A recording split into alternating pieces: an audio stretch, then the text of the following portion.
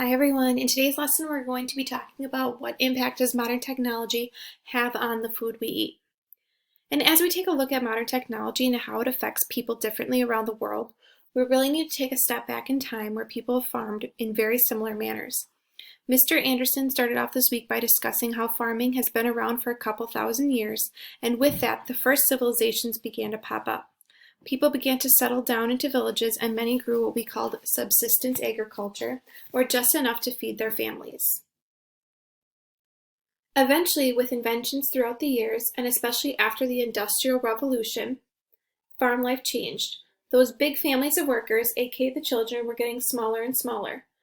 Farmers no longer needed to have so many children to work on the farms because of modern-day inventions like the tractor and the combine. What was a job for 10 people became a job for one. As we explore these changes to agriculture further, we will also talk about how these changed the landscape for many. As people lost jobs in farming, they gained new jobs working in factories, making these farming products in the cities. So what does farming look like now in the United States? Many farmers in the United States grow a single crop altogether, as can be seen in all three of these pictures. This makes it easy to seed, water, fertilize, and pick without having to change out the machinery used. Farmers have even been using drones, as seen in this third picture here, for a variety of purposes, from surveying the land, looking at the overview of a particular crop and how it's being grown, and more recently spraying herbicides and pesticides without a tractor or other machines having to go through the crops. While there are about 2 million farms here in the United States, not every farmer has these large commercial farms. There are still some smaller family farms that exist. However, due to the technology that is available, farmers in the United States grow enough to feed themselves as well as others in the world, thus the term commercial farming. If I asked you where your food comes from, you might say Pick and Save, Century, maybe even Costco or Aldi's. Very few of us would name a specific farmer's land. In fact, this would be very difficult since many of the foods we eat are processed from what appeared to be corn into words we can't even pronounce on food labels. And many of these labels give us a general place where that canned or boxed good was produced versus where each fresh ingredient was grown. The availability of food at varied prices due to commercialized farmers is why the United States has less problems with food security than 99% of the world. Not to say that it's not a problem here in the United States, it's just not experienced by as many people as in other places around the world. Either way, this access to technology and food we have in the United States is unlike anything much of our world's population experiences. It may be hard to believe that 99% of the people considered undernourished throughout the world live in the very same regions that are the darkest green on this map, meaning these are the same places where many in that population are employed through agriculture. How can so many people be growing food, but not enough be receiving food? One of the reasons for this is not everyone is able to or does commercial farming. Most of the world, especially in developing countries, have subsistence farming. Again, subsistence farming is where you are only planting enough crops to feed your family on a small plot of land. Perhaps in some situations, there are several families who are using a little bit larger plot of land. This not only means it takes more people, but more than likely takes longer to farm than with big machinery and the GMOs and fertilizers used in the United States. On the other hand, these subsistence farmers are probably getting fruits and vegetables that look less enhanced by GMOs than the foods you or I eat. Somehow, I highly doubt those doing subsistence farming are receiving foods this different than were originally found and grown. Moreover, in subsistence farming, that family is growing a variety of crops in order to feed his or her family a well-balanced diet.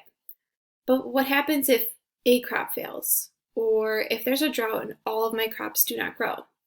I can't go to my neighbor because chances are he has only grown enough to feed his family as well. Or maybe that drought has also affected him. So as we go back to our original map of those employed in agriculture, we see that Africa and Asia have a good majority who are employed in this workforce. But maybe now you are starting to wonder why not the United States, especially Wisconsin, which is known for its farming. The answer to this is simple. In the United States, we use commercial machinery and have larger farms owned by less people. You can see that in map B here for the United States. This shows that in the United States, there are more farmers who own a tractor versus in sub-Saharan Africa here. In sub-Saharan Africa, you might have to go to 500 farms before finding one person who owns a tractor. This type of machinery makes a huge difference in how much a person can produce. So then why do so many people in the United States have tractors compared to those in Africa? If Africa has way more farmers, the answer is space and money. The average farm in the United States is over 400 acres. This is equivalent to about 550 football fields. In China, however, located here on our map, the average farm is about 2.5 acres, or 3 football fields. Because of how small their fields are compared to those in the United States, many cannot justify spending the money on large pieces of farm equipment. In the United States, many farmers take out a loan, and as they sell their crops, aka this commercialized process, they put their profits towards that loan. Because in China they have subsistence farming, they are not able to use what would have been profits to then purchase and put towards a loan. Instead, they use that to continue growing their crop. This idea of who has food available to them in terms of who is growing it, how it is being grown, and where it is being grown leads us to this next question. Why, if the farmers in the United States can grow so much food, do we not have enough food to feed everyone in the entire world? This idea of food security comes into play. The very definition of food security addresses the fact that while there may be enough food, other factors such as money or physical proximity to food resources also play a role. Just like in the United States, someone in sub-Saharan Africa cannot go to a market with no money and expect food in return. Thus, if there is a high level of poverty or no food in a certain area to be sold, those people do not have the same access to food as many of us do in the United States. In fact, here in the United States, we overconsume the food that is given to us, double the daily nutritional guidelines. According to the daily nutritional guidelines, and if you've been paying attention in Health with Ms. Perpy or Sports Nutrition and Fitness with Ms. Enderby, you know that the average person needs 1,800 calories per day. On average, worldwide, we eat about 2,800 calories per day. That's pretty much worth 2 Big Macs here of extra calories. What's worse is that with our access to food in the United States, and very delicious foods that have been processed and doused in refined sugar, our caloric intake is double the recommended average, as the average American is eating about 3,600 calories per day. Now trust me, I know how hard it is to stay at the 1,800 calorie mark because I used to be that calorie counter, and some of those calories are very sneaky. Take, for instance, peanut butter here. Almost 200 calories for 1 spoonful of peanut butter. And with all this being said, you might begin to wonder if it's so easy for so many of us to overconsume, how is there still undernourishment in the world, and how are there still people not getting enough to eat? In fact, as Mr. Anderson began discussing, how in the world can 1 in 9 people in the world's population, or 821 million people total, not get enough to eat if we as Americans overconsume every single day? And again, this is due to several factors, such as money to buy food and access to get the food.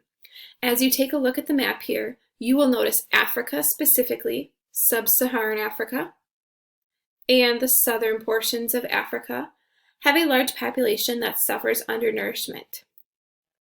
This was also a huge problem in places such as China several decades ago, but they are taking measures to address. Undernourishment affects your short and long-term health in several ways. First, it compromises your immune system, the very thing that helps you fight illnesses such as the common cold and the flu. If you are undernourished, your body is also less likely to recover from these illnesses, in addition to breaking down in terms of losing muscle mass and bone density. This means you will not be able to walk as far or be less likely to properly recover from an injury such as a broken arm. As we talk about underdeveloped countries, many say, well, why don't they just do something about it? And trust me when I say they are trying. I do not think these people want to go without food. It's an accessibility issue that is going to take awareness and action by more than just the people in that country or region to connect.